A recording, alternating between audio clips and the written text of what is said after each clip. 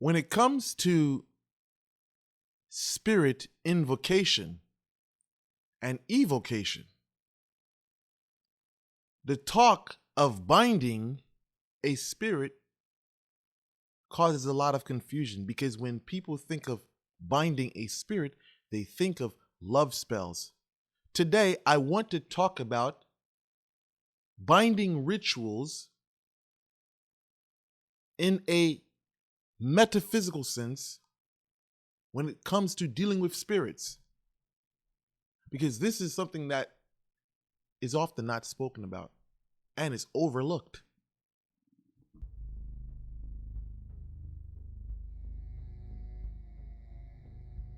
Binding a spirit is different from making a petition to a spirit.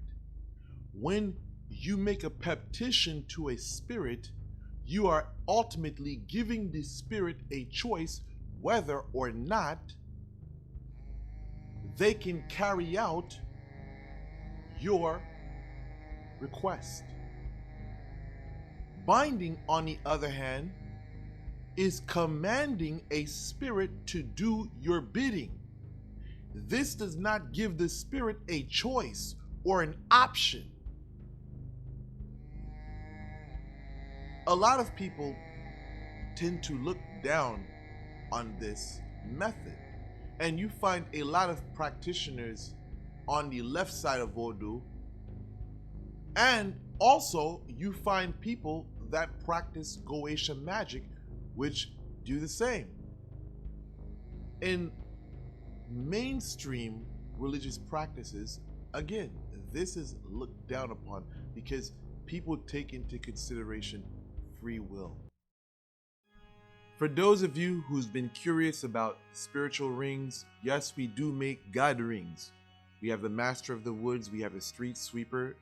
If you're interested in any of these rings, you can contact me directly at 973-395-6455.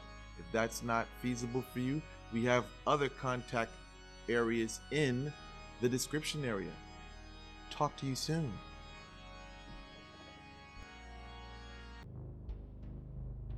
This is something that goes back into antiquity.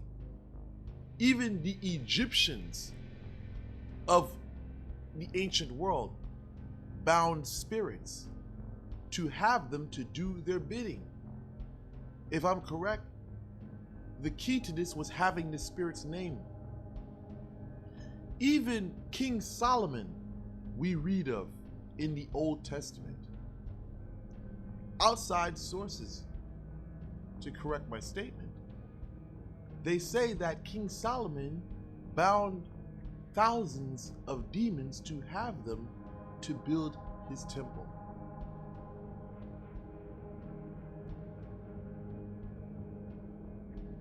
Binding a spirit is restricting the spirit's actions. When we think of binding spell when it comes to love magic, this is restricting our targets from drifting off or wandering off. When we bind a spirit or a demon, we are restricting the spirit from having free will to do what they want to do. We are giving this spirit a command to carry out our desires. When I was coming up and I had an uncle that was into the Goetic or the Goetia arts or the Goetic magie, he always told me that you're supposed to be the dominant factor when it comes to magie. You can't let any spirit dominate you.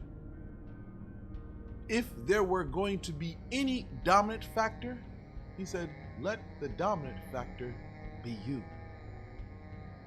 So when it comes to binding a spirit, you have to be in control. Because if you do not have this control, the spirit will have control over you.